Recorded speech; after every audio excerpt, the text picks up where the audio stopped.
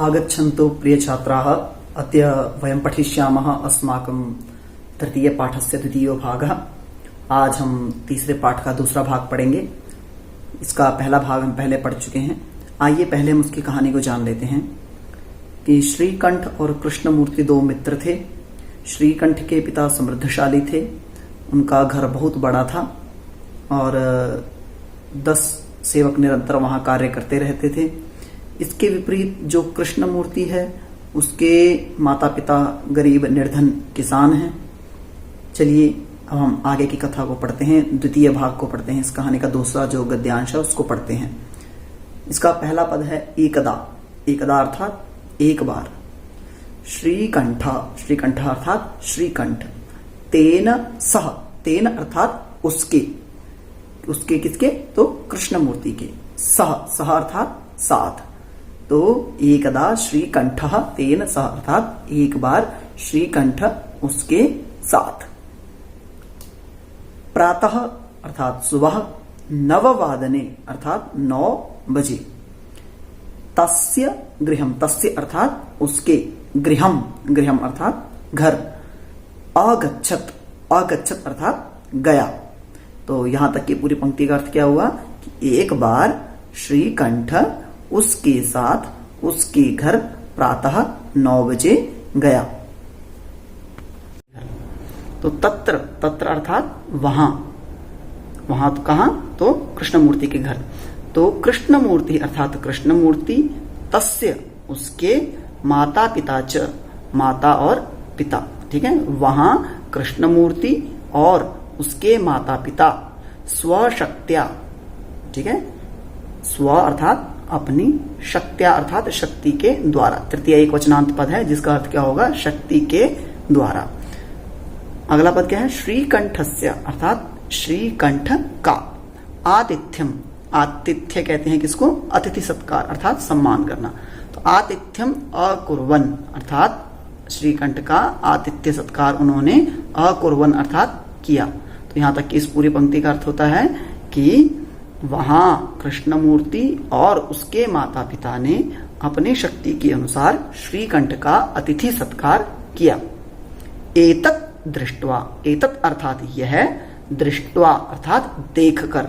तो एतत् दृष्ट्वा अर्थात यह देखकर, श्रीकंठ अर्थात श्रीकंठ अकथयत अर्थात बोला। यह देखकर श्रीकंठ बोला। मित्र, अरे मित्र, अहम अर्थात मैं, भवताम अर्थात तुम्हारे, सत्कारेण अर्थात सत्कार से, संतुष्टोस्मि। संतुष्टोस्मि एक पद है, इसका हम संधि विच्छेद करेंगे। इसके संधि विच्छेद में क्या बनेगा? पहला इसका संधि विच्छेद क्या होगा? संतुष्टः प्लस अस्मि। संतुष्टः अग्रे अस्मि। संतुष्टः अर्थात संतुष्ट, अस्मि अर्थात हूं। तो क्या कहता है श्रीकंठ कि अरे मित्र, मैं तुम्हारे सत्कार से संतुष्ट हूं। इसके बाद आगे कहता है केवलम अर्थात केवल। इदमेव, इदमेव का फिर संधि विच्छेद करेंगे तो क्या बनेगा? इदम एव। इदम अर्थात यह, एव अर्थात ही। इदम एव अर्थात यह ही, मम दुखम, मम अर्थात मेरा, दुखम अर्थात दुख, यत, यत अर्थात कि। तो यहां तक का पद का अर्थ क्या हुआ? केवल मेरा दुख यह है कि, तव, तव अर्थात तुम्हारे, गृहे, सप्तमी एक वचनांत पद है। सप्तमी का चिन्ह क्या होता है? में पेपर। तो गृह का अर्थ क्या होता है? घर। तो गृह का अर्थ क्या हो गया? घर पर या घर में। पुनः एक अगला पद क्या है? एकोपी, एकोपी पुनः यही संतुष्टोस्मि की तरह यही पद है। इसका फिर संधि विच्छेद क्या होगा? जैसे उसका तो संतुष्टः अग्रे अस्मि, इसका क्या होगा? एकः अग्रे अपि। एकः अर्थात एक, अपि अर्थात भी।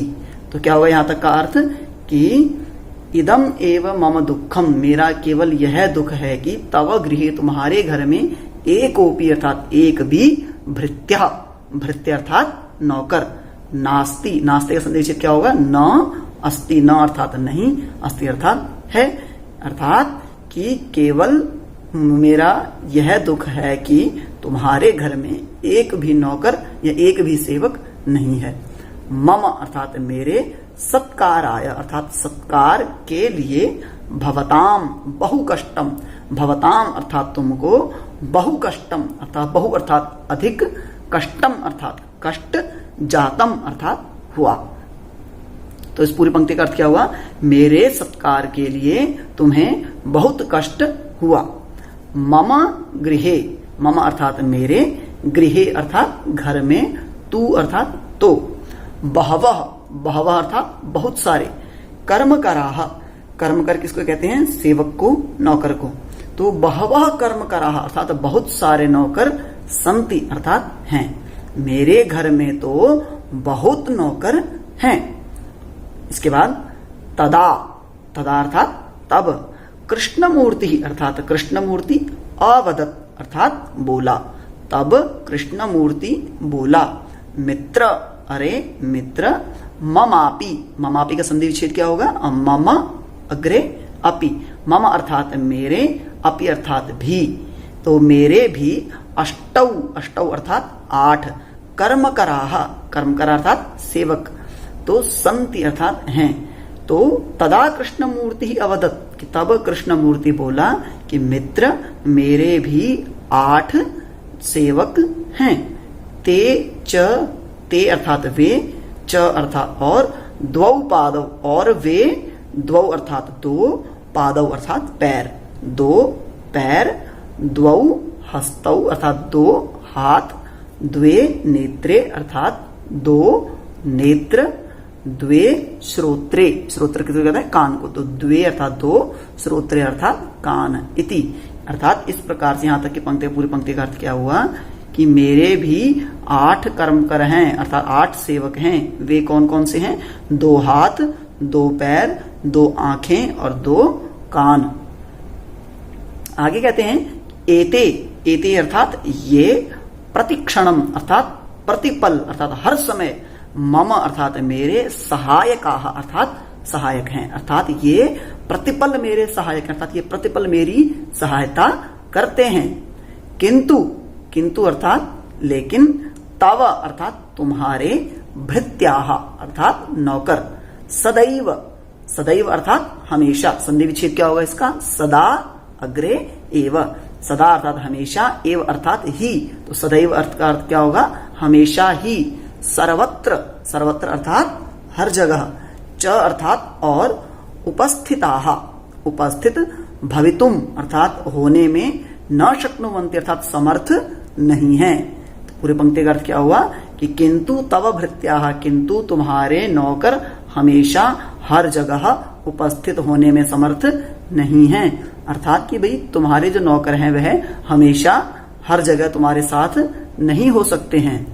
त्वम अर्थात तुम, तू अर्थात तो, स्व कार्याय, स्व अर्थात अपने, कार्याय अर्थात कार्य के लिए, चतुर्थी एक वचनांत पद है, तो स्व कार्याय अर्थात अपने कार्य के लिए, भृत्याधीनम, भृत्याधीनम का संदेश है भृत्य अग्रे अधीनम, भृत्य अर्थात नौकर, अधीनम अर्थात अधीन, तुम तो अपने कार्य के लिए नौकरों के अधीन हो।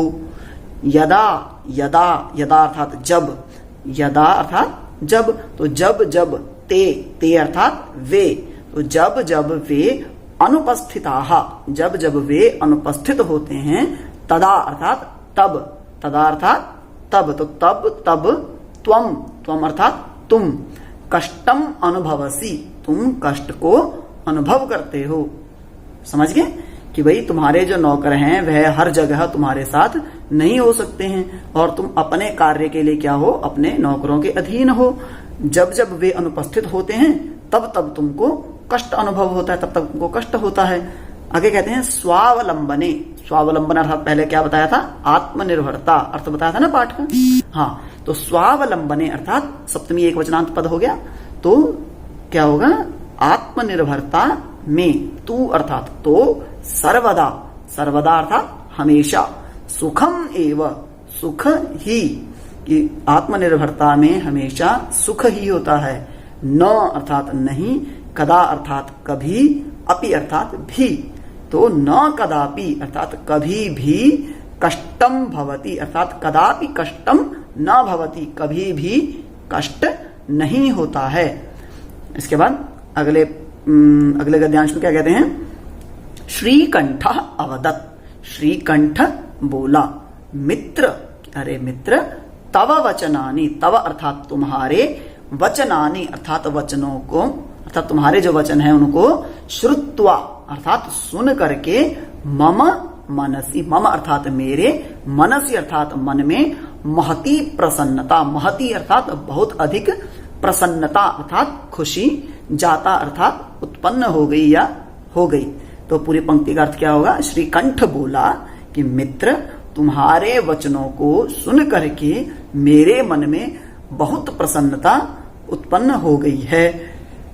अधुना, अधुना अर्थात अब, अहम अपि, अहम अर्थात मैं, अपि अर्थात भी, मैं भी, स्वकार्याणि, स्व अर्थात अपने, कार्याणि अर्थात कार्य, स्वयं एव, स्वयं एव का संधि क्या होगा? स्वयं एव, स्वयं अर्थात अपने आप, एव अर्थात ही, अपने आप ही, कर्तुम इच्छामि अर्थात कर्तुम अर्थात करना, इच्छामि अर्थात चाहता, कर्तुम इच्छामि का समस्त पद का अर्थ क्या होगा? कि करना चाहता हूं। भवतु अर्थात ठीक है, सार्ध द्वादश वादनम इदम अर्थात सार्ध, पिछले कक्षा में हमने समय का ज्ञान किया था ना, सार्ध अर्थात आधा, द्वादश अर्थात 12, तो अर्थात 12:30 अर्थात सार्ध द्वादश वादनम इदम अर्थात अब जो है वह 12:30 हो चुके हैं। सांप्रतम गृहम चलामी, अब गृहम चलामी अर्थात अब मैं अपने घर चलता हूं। तो ये यहां तक के पूरे पद का आपको एक एक शब्द के अनुसार आपको अर्थ बताया है।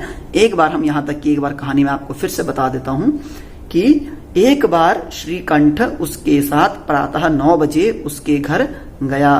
तत्र कृष्णमूर्ति, वहां कृष्णमूर्ति और उसके माता पिता ने अपनी शक्ति के अनुसार श्रीकंठ का अतिथि सत्कार किया। एतत् दृष्ट्वा, यह देख करके श्रीकंठ बोला, मित्र मैं तुम्हारे सत्कार से संतुष्ट हूं, केवल यही मेरा दुख है कि तुम्हारे घर में एक भी नौकर नहीं है, एक भी सेवक नहीं है।